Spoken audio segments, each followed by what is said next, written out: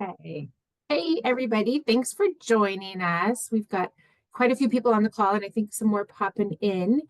Thank you, Walt, for doing another awesome CE class for us. I just want to remind people that we have a really, really cool app. I think most of you have it, but I'm shocked sometimes when I hear agents that don't have it. So I just want to remind you, this is your Fidelity Agent One app. And they have some really, really good new calculator features in there that can help make you look really smart and educated with your clients. So I think that's always something we're looking for. There's a really good one in there. It's buy now versus buy later. It's hard for me to demonstrate it on this call, but if you don't have it or if you want some more information on how to use it, reach out to your sales executive.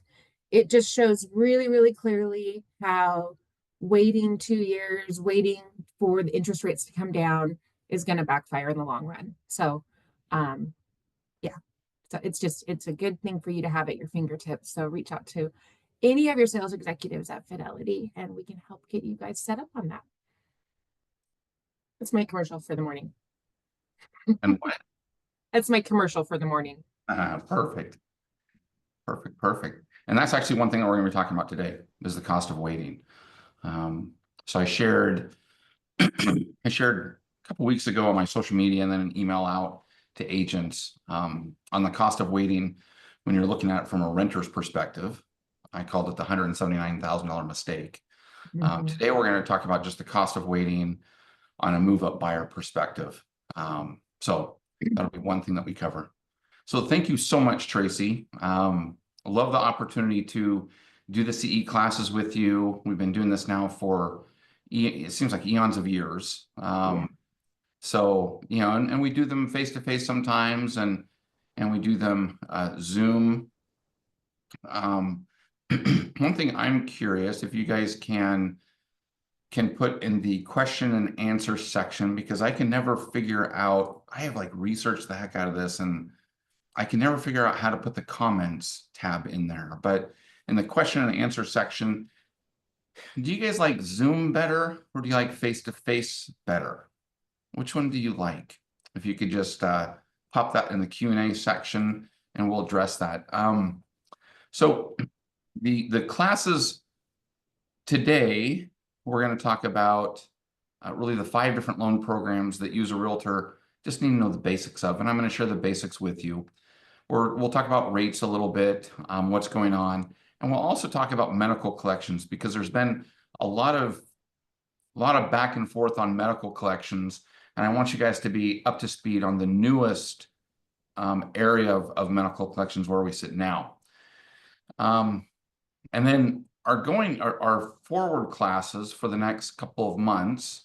Tracy and I will talk more about this, but you know, I was talking to a friend of mine yesterday when I was talking about medical collections, and he's the,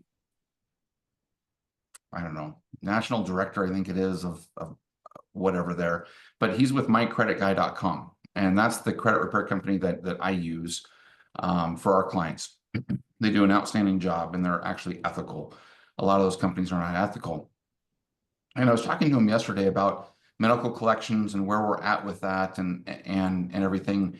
And we got to talking. Of course, he and I kind of nerded off on FICO scores and Vantage credit scores. So one thing I'd also like to know is, thank you so much. You've got Zoom. Everybody loves Zoom. And Sherry, yeah, I've been thinking about, I mean, maybe, and I know Tracy and I kind of talked a little bit about this. What if we do like a Zoom face-to-face? So it's Zoomed and face-to-face.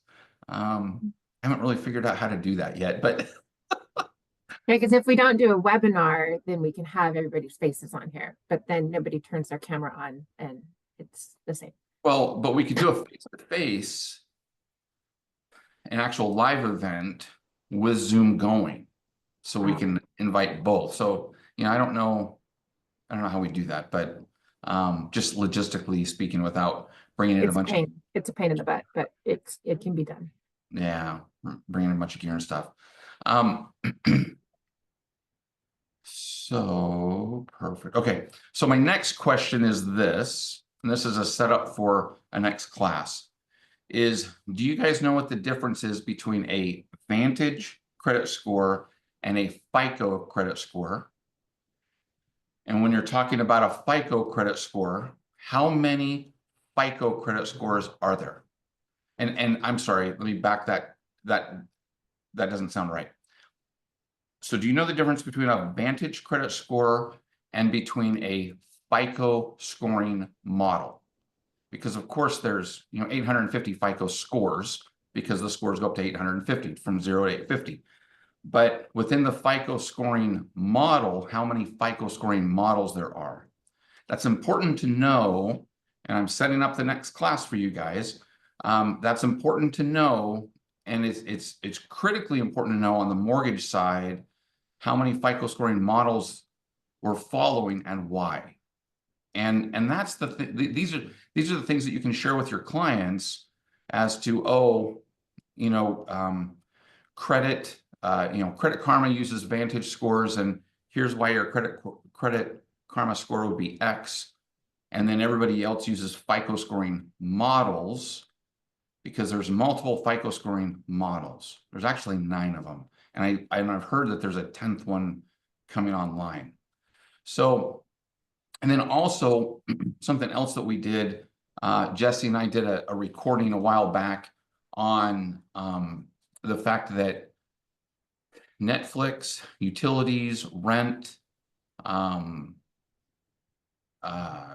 cell phones, all of those things are going to start reporting on your credit. It's by law. It's going to happen. Now, it was supposed to happen by now, but it's been postponed till the end of 2025. What's that going to do to people's credit? Because do people pay those on time? Of course, they probably pay those $5.99, Netflix accounts on time because it's directly taken out of your bank account or credit card or whatever. But what about utilities? Do people pay those on time? Do people pay their credit card or their cell phones on time?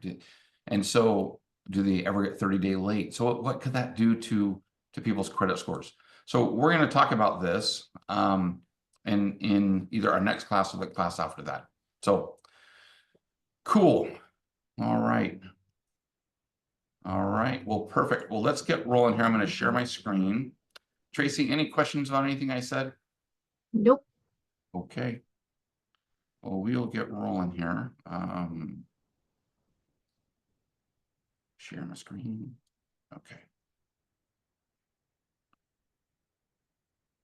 So one thing that I wanted to bring your attention to is that any class that I do, I put on my YouTube channel. So you can just go to the Schultz team and you can look. There's 241 videos there. Has our corporate address on there because that's what. Can you make it bigger? Like you should like take the whole screen. Or maybe it's just the way my view is set up, but I have us at the top and then it's kind of small. How's it now? It's still it's bigger. Oh, I see your YouTube page. Yeah. Yeah. Okay. So, it could be how you are in presenters mode too. I know it might be my view. Yeah. So if you go to and just click me as just, or not click me as the Full screen. presenter, but yeah, click me. Okay. Because there's a way there in Zoom to be able to show then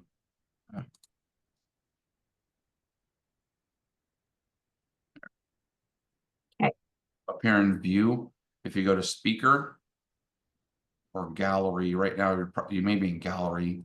It shows, if it shows both of us. If you show speaker, it'll just show whoever is the speaker, whoever's speaking at the time. So I therefore, got when it. you're in a meeting and somebody coughs or says something, that's why they always pop up, because you're in speaker mode. Okay. So here's our YouTube channel.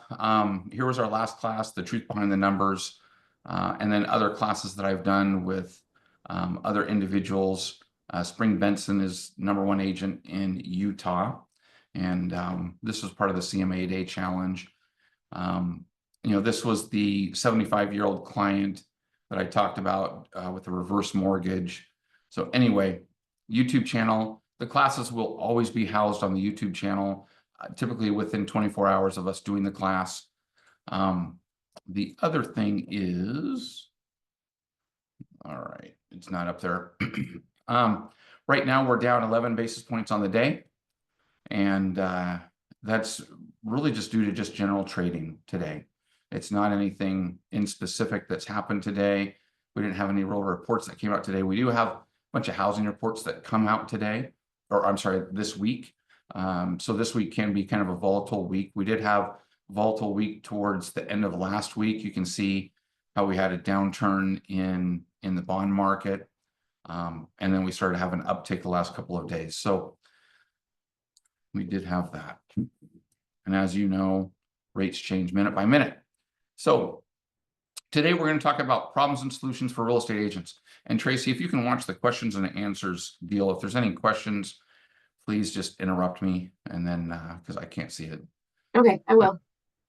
So today, again, we're going to talk about 5 non-traditional home loan programs that really you need to know for 2025 that can help. And so a lot of times I find, and I'm going to share a story with you. If you guys remember him, his name was Andy Anderson. So he was a realtor here for a long time. His son is still, I think he's still a builder in town, Chris Anderson. Or no, he's working for somebody else. Anyway, Andy Anderson, I worked with him for years. And this was in 2023. 2022, 2023. I just remember the office that I was in. That's how I can remember when it was. And I remember the conversation like it was yesterday. So he referred a client to me. And sadly to say, I had blinders on with this client. And sometimes this will happen. This will happen with any mortgage person, with any realtor. We'll just get those blinders on, like a horse. And when we have those blinders on, this client specifically, I was trying to put into a specific loan program. I don't even remember the loan program, honestly. I think it was a 100% program or something. But I don't even remember the loan program. I just remember I'm calling, I was a broker at the time, so I'm calling a bunch of investors and, hey, can we do this loan program? And I kept getting no, no, no, no, no. And I'm just pounding my head up against the wall for a couple of weeks on this file. And Andy then calls me a couple weeks later and said, how's it going with that client? I said, Andy, I'm not able to get him approved. And he said, well, the sad thing is that he went to Wells Fargo, my nemesis at the time. They don't even do mortgages now, but I went to Wells Fargo and, or he went to Wells Fargo and he ended up going to FHA. He's approved now and he's shopping for a house now. Thank goodness he was still with Andy. And FHA didn't even come into my mind for whatever reason. I don't know why, but it just did not. I should have asked the questions. I should have asked, is there any way that you can get a down payment? Because at that time, down payment assistance programs, they'd come to pass in 2000, but then they had burned out and they were not around in 2023 for a little bit. And so the reason why I share that story with you is because these 5 non-traditional programs are ones that can help save you. They're good that you know the basics of them, and that you can, if your loan officer's having a difficult time with a client, that you can bring them up and just say, hey, what about this loan? Or what about that loan? Have you thought about this? Because your loan officer could, like I did in 2003, so 22, that's a long time ago. So, your loan officer could have blinders on. So one thing I want to talk to you about here is medical collections. Now, have you heard about the new ruling on medical collections? Medical collections, this is what the ruling was. Medical debt will no longer be reporting on credit card or on credit reports. This is massive, absolutely massive. Final rule removes $49 billion in medical debt from credit reports. So it's not going to show up on the credit report. Impacting 15 million Americans, will lead to 22,000 new mortgage applications. Could improve credit scores by 20 to 60 points plus. So the advice is call your leads, call them now if they've had medical collections, and get this info to your clients and social media. So this is massive, guys, and I want to share how massive this is. The rules already changed on this. So this is dead. Kind of a bait and switch. So sorry, but I want to make sure that you guys know this now is dead. This is not happening right this minute. So this was happening with the Biden administration. They'd put this into play, and the CFPB is the one that pushed this out. Again, yesterday I talked to Jesse with mycreditguy.com, and I wanted to talk to him specifically about this because I'd heard multiple different rulings, and I'd seen multiple different things coming out, but I wanted to get the real-time information. So this is as of the books yesterday. The Trump administration has not squashed this. The Trump administration has paused this. So I suspect this will come back into play later. It might be later this year, it might be next year. But with what the Trump administration is looking at doing with the CFPB, and with everything that's going on right now, so many things are getting paused with the Trump administration, and this right now is paused. So we still have medical collections reporting on the credit report. It's not going to lead to a bunch of new applications. It's not going to improve credit, any of that. Don't call your leads and talk to them about this because it is paused. So please understand that. It is paused. It will come back into play, but it'll be paused. And I want to set this up for, we're going to talk more about this in the next class. So Jesse and I and Tracy. Yesterday, I pulled this from Mortgage Daily News. Now, if you guys ever want to know what interest rates are doing, where they are, where they're headed, and that, you can always go to Mortgage News Daily and check it out. And so they will show right there exactly where interest rates are. Now, this is the average for the nation, not for individuals. And understand that interest rates are very individual. There's actually 30 factors are involved in every rate decision. So, but this is going to give you a good idea of kind of where rates are and whether they've increased or decreased on a daily basis.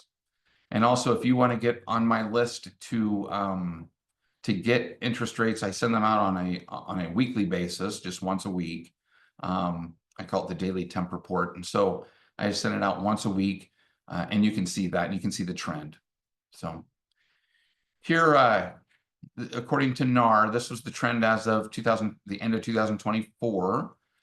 So just a couple months ago. We don't have the new numbers quite yet. So mortgage rates and pending home sales, you can see how they've been trending. So pending home sales is the lighter line here, and then the average mortgage rates here are the darker line. You can see how each one is trending. As interest rates start to go down a little bit, then we have a tendency to trend up and such. And it seems like people right now are starting to really get more comfortable with that 6% rate range from what I'm seeing. Is that what you guys are seeing as well? I wanted to take out a longer look between the different loan programs and really where interest rates have been within those loan programs since 2022, since January 2022. You can see the jumbo loan rates. You can see here the conforming rates. Now, we have popped above in the conforming rates, a little bit above 7 from time to time, but typically we're right at that 7% level. But they've all been staying really steady. FHA is typically below the conforming loan rate. So that's where sometimes if a client is trying to push ratios, they may not have bad credit or anything like that. And I think FHA has gotten a bad stigma about that. They may have great credit, but they're trying to push debt to income ratios a little bit higher. We can do that more on FHA than we can on conforming loans. And then we have year-end forecast for 2025. So Realtor.com is stating that we're going to be right in the rate range of about 6.2%. NAR is saying near 6%. NBS Highway is 5.75%. NBS Highway is what I watch. That's Barry Habib. I've been watching Barry now since 1999, 2000. And he's been right a heck of a lot more than he's been wrong. So I'm believing that we're going to have interest rates by the end of the year right around that 6% range. Existing home sales, I think Barry's calling for a little bit better in home sales than what Realtor.com or even NAR is showing, but pretty close to what NAR is showing. And then home prices appreciation up 4%. Now I looked for our county here, and we're at about 4.7%, so right close to 5% in Marion County. And again, we know that home prices year over year increase per area a little bit differently than the national statistics. So cost of waiting. Let's talk about the cost of waiting here. The one email I sent out last week to realtors, and I put on my social media, was the cost of waiting for a renter. Now, the cost of waiting for a renter, this was a renter that was paying $2,500 a month in rent. They were also paying an additional $275, $85, $95, I don't remember what it was. $200 plus almost $300 a month for a storage unit, and then renter's insurance about $50 a month or whatever.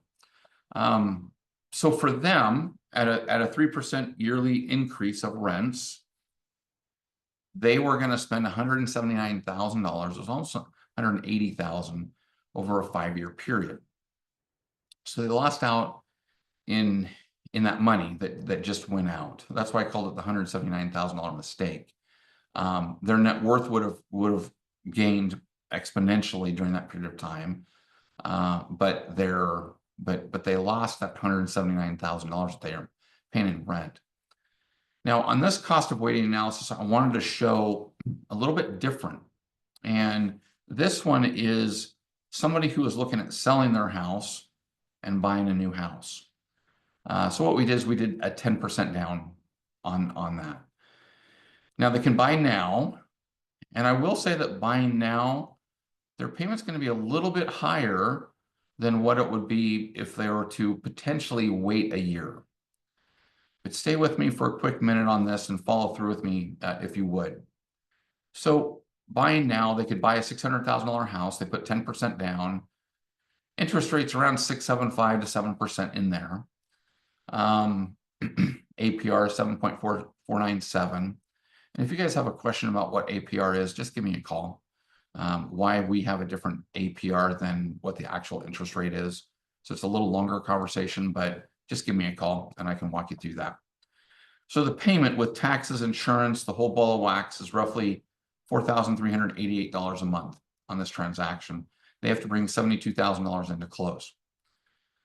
So why would I buy now opposed to waiting a year? Well, waiting a year, you just spent $30,000 more for the house if the house is going up 5% per year. Your loan amount's going to be a little bit more expensive. So it's going to be $27,000 more expensive. Your interest rate's going to be down, APR same, but your payment is going to be a little bit less per month, about $130 less per month. So why wouldn't you just wait? Well, the question is it's kind of that same thing as in 2023, 2024, I think it was 2023, where rates were supposed to go down in May of 2023. That's what was supposed to happen. But they never did, and they actually went up. And then in the end of 2023, in October, November, we were pushing 8.25%, 8.5%. Yeah, that's right. So it was 2023. And we don't know if interest rates are going to go down in a year from now. It's anticipated at the end of this year. It's anticipated, but we don't know for a certainty that rates are going to go down. So number one by now is a certainty. And especially with the markets that we're dealing with today, I like to deal in certainties opposed to kind of what ifs. I had a client yesterday saying, you know, what could my payment be on blah, blah, blah, blah. And I decided, I don't know, because I need to pull credit. I need to review credit. I need to look at this. I need to look at that. I'm not going to give you a payment and be completely wrong. And so I want to deal in certainties today. I want to deal in what is your credit score? What is your income? How much money do you have to close? What is that? And so, so I like buy now opposed to waiting, because we know that the house price will end up being 600. No question about it. We know where the interest rate will be today. No question about it. So we know what the payment is today. Again, no question about it. In a year from now, do we see a 5% appreciation, or do we see a 5% appreciation and maybe rates are 5.75 and a bidding war happens? Remember, NAR states for every 1% decrease in interest rates, then it adds 5 million new buyers to the market. So if we go from 7 to 6, and then from 6 into the 5s, now that could add 5 to 6, 7, 10 million people new to the market to buy. So could a bidding war happen? Instead of buying this house for 630, do you have to pay 650, 660, like we saw a while ago?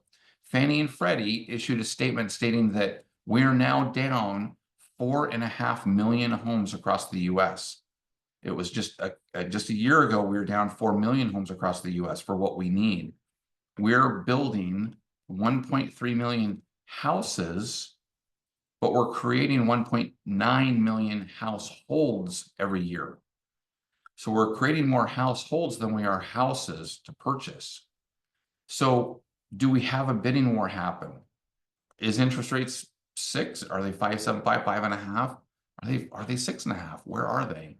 So I'm just, this is just a guesstimation, of course, but for $133 a month, for, $3 a day, $4 a day, a Starbucks a day, are you willing to jeopardize that house that you could buy today?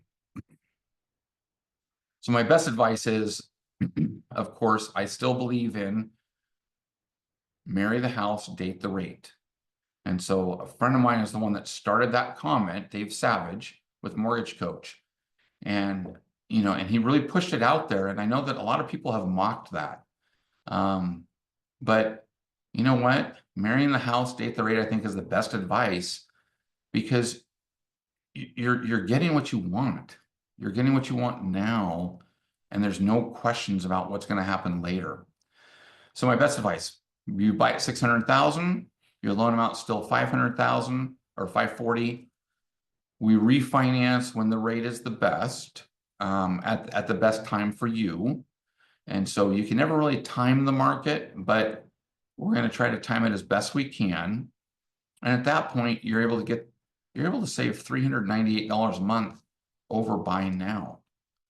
So you're able to do that refinance and save basically $400 a month. Is it in 2000? Later in 2025? Is it in 2026? Whenever it is. But at the end of the day, you've been able to create a net worth over the next 5 years of roughly $257,000 buying the house today. So these are the talks that we have and the advice that we have with clients.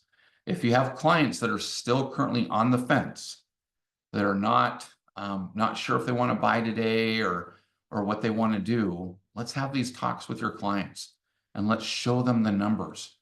Just like the one that I showed last week, the $179,000 mistake, this would be a $257,000 mistake.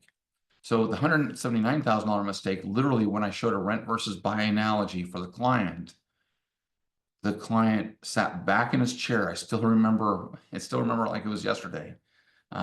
Sat back in his chair and ultimately just said, Walt, this is, we've been renting for 7 years and we can't continue doing this. We've blown so much money.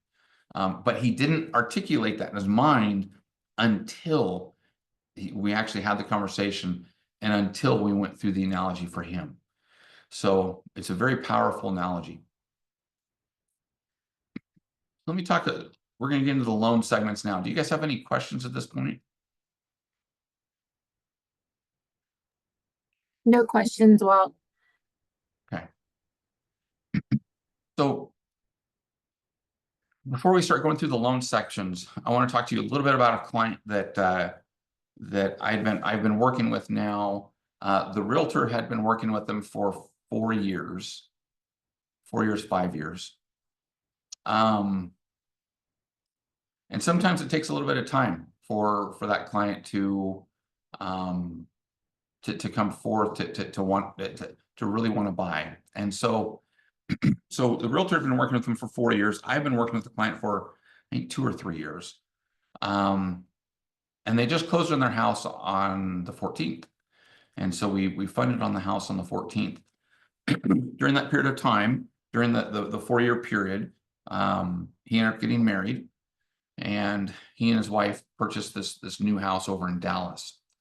The cool thing about this was, when is the last time that you had a client purchase a home 100% financing and walk away from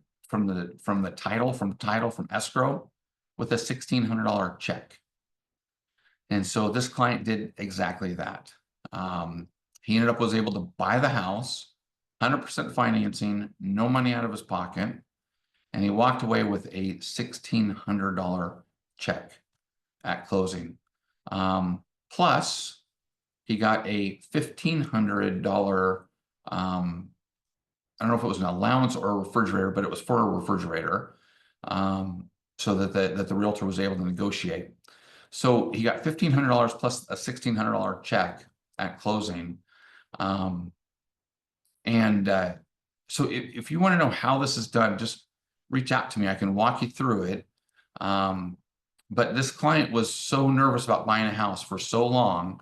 I'd gone through the rent versus own with him, cost of waiting analysis, all of those things. And he would get ready, he would get set to buy, and then he would back off. He did that multiple different times. And this time he went through, and again, he was able to get 100% financing and walk away with $1,600 in his pocket. So if you want to know how that's done, just let me know. Now, as we start to go through loan options, this is a loan that has come back. This was a loan that we did back in the day, if you will. It's called a bank. I call it a bank statement loan. So it's primarily for business owners and entrepreneurs, where they have a considerable amount of money coming through their bank account, but they don't show a lot of money on their tax returns. And so for this loan, we can go up to $4 million. It's for primary, vacation, or investment homes. It can be used with multiple accounts. I had one client that was buying a $1.8 million house. It was $1.8 million house, and he owned multiple different companies, and he had money coming through each of those companies. And we were able to use, it was actually crypto, which is pretty rare. We were able to use his crypto money coming through the accounts and filtering through the accounts as his income. So it was not easy. It was not easy at all. It was very hard, very difficult loan, but we were able to do that. We have an investor that can do that. Now, all these types of loans we're going to broker.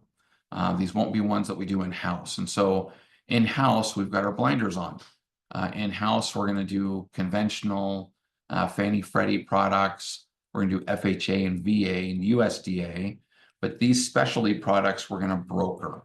So we're looking at really about 15 to 20% down. And we can go multi-unit up to 4. Great for clients that, again, write off a lot. Great for clients without traditional income. Must be business owners for 2 years. Can have a non-owner occupied co-borrower, and minimum score is really about a 680. Sometimes we can go down to 640, 650, and it really depends upon the loan amount. So the lower loan amounts, we can go with a lower credit score. Now, the next loan option is an asset depletion loan. And so an asset depletion loan, again, it's going to be for business owners and retired, and when they have lots of cash. So they've got a lot of money sitting in their account.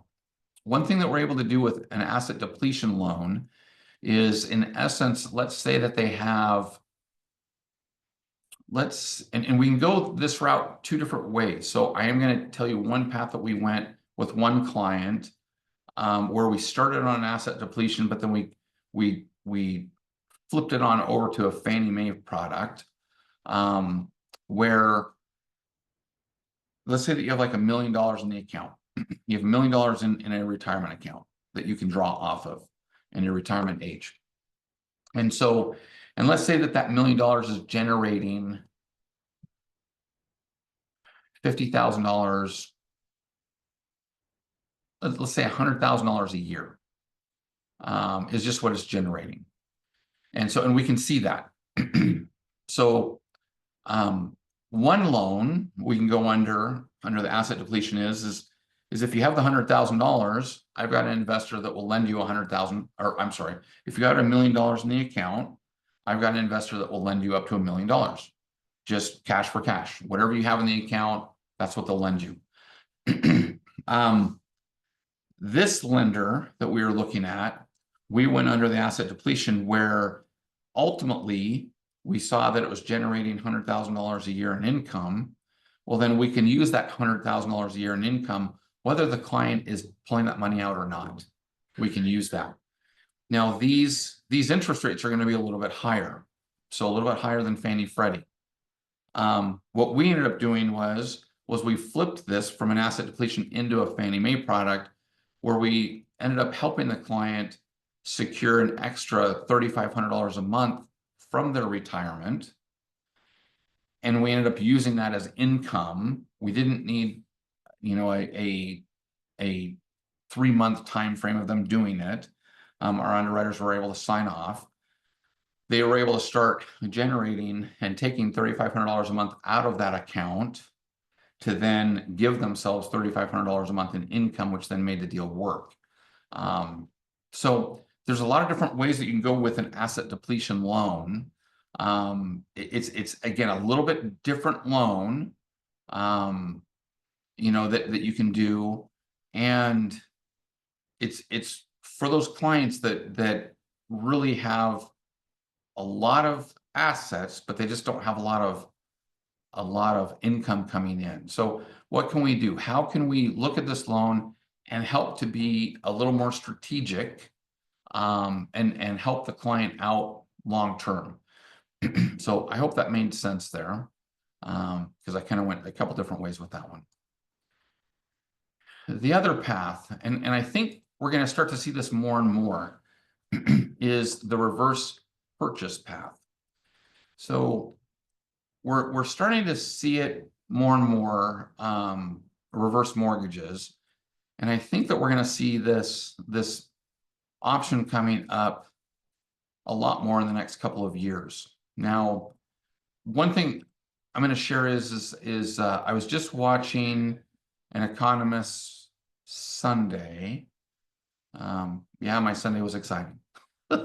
So I was watching an economist speak on Sunday, and I was nerding out on what he was saying. But he said, and he was talking about the national debt. We're at 36, $37 trillion of national debt right now, right? So I can't even comprehend what that means, what that looks like. But it's a lot of money. And so he had said that the Biden administration had increased the national debt for consistently 4 years at $2 trillion a year. That's how much they had grown the national debt. Now, I have not confirmed these numbers. I believe these numbers just because of the economist that was speaking. But you know, if it's wrong, it's wrong, and I'm going to blame him. But ultimately, this is what he was saying: was the Biden administration had increased the national debt at $2 trillion a year for their 4 years, so a total of $8 trillion. With that, he said that with us being at roughly 37 trillion, he said we're bankrupt as a nation at 45 trillion. We will not be able to make the debt payment at 45 trillion. So that's not very much further. And if we consist at if the Trump administration follows that same path at going into debt at $2 trillion a year for the next several years, we're going to be at that 45 trillion pretty darn quick. Whether it's in the Trump administration, whether it's in the next administration, whoever it is, we're going to be there pretty darn soon. I mean, really, within the next 10 years, we could be at that 45 trillion. So what's that mean? And what's that look like? What Social Security, according to their website, ssi.gov, shows that they're bankrupt in the year 2035. 2035, 10 years. And then Medicare shows that they're going to be bankrupt in the next couple of years. So what I've noticed is that specifically with our clients, and this is something that we've been watching now during COVID and after COVID, we've been watching it very, very intently, is for our clients, how many of our clients have significant monies in retirement? And I'm just terming significant as $200,000 or more in retirement, depending upon where the client is at age-wise. There's very few of all of our clients that have 200,000 or more in retirement. Not many. So if you don't have that, don't be surprised. 75% of Americans lose sleep over retirement. Now, when we go off of the 200,000 mark and we go to 100,000, we have probably two hands worth of clients. And I've been in the business 27 years. And so we've got a lot of clients, a lot of past clients that we've worked with. And for only 10 of them to have roughly 100,000 or more in retirement.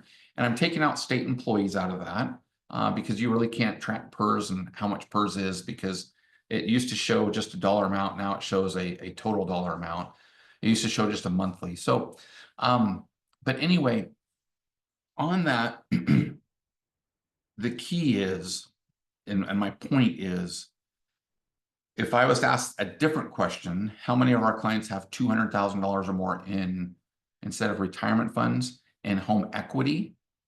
We have a ton of clients that have $200,000 or more in home equity. And again, $100,000 more in home equity. We have a ton of clients. So I believe personally that our home equity will become our retirement. And we're able to help seniors be able to retire comfortably and reasonably with a reverse purchase product. Now, I will say that it's not just seniors. And so here I've got the minimum age of 62. That's following the FHA reverse mortgage product. It starts at age 62. But we can actually in Oregon go down. I've got a couple investors. We just did a loan with one of them that goes all the way down to 55 credits or 55 years of age. So theoretically, you could be 55 and get a reverse mortgage in the state of Oregon. Now, depending upon the age of the client, that's going to determine upon how much is needed for a down payment. An older client, 82, 85, is going to need less money down than somebody who's 55 or 62. The beauty about this product is that it cannot be foreclosed upon. So there's no foreclosure on this product. The loan can be handed over to HUD And it's a oh, I've got something else in my mind right now. I'm so sorry.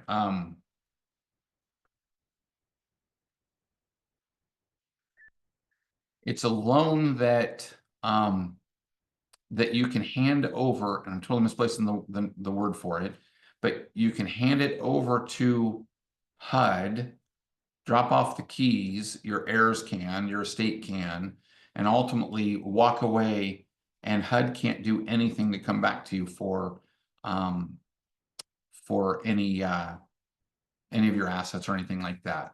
So I've got multiple words popping through my mind right now that I can't think of what that word's called. But anyway, I do have primary home only. However, we can do a duplex up to a fourplex. So we do have a new investor that allows that. You can't rent your individual house out. So it can't be for non-owner occupied. It has to be for a primary home. But you can, if you purchase a duplex, rent the other side out. And there's really no minimum credit score.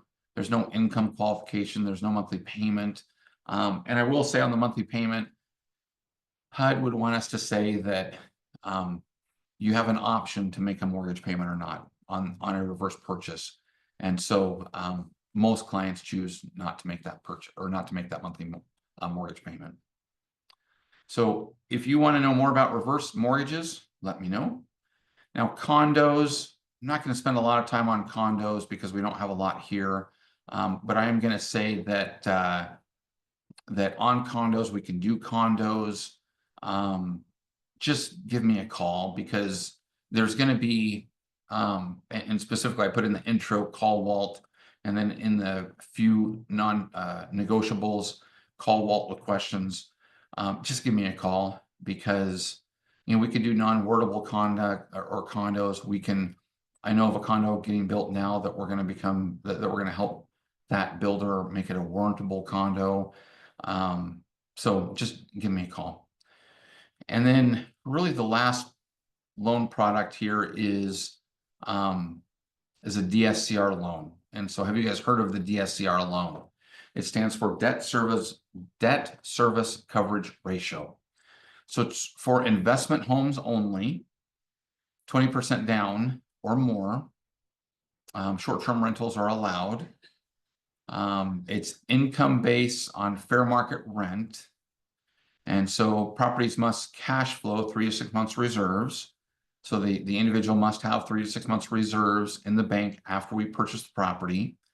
Minimum FICO 680, and we go up to $1 million. Now, out of this, what's really nice about this product is the client doesn't have to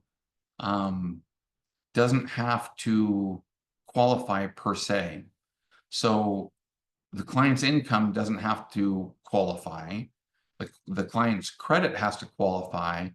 But with the DSCR loan, it's for investors. And if you have the money for the down payment, as long as the house qualifies and the debt service is covered on the payment, so the house generates the payment and everything for the property, then we can do the deal.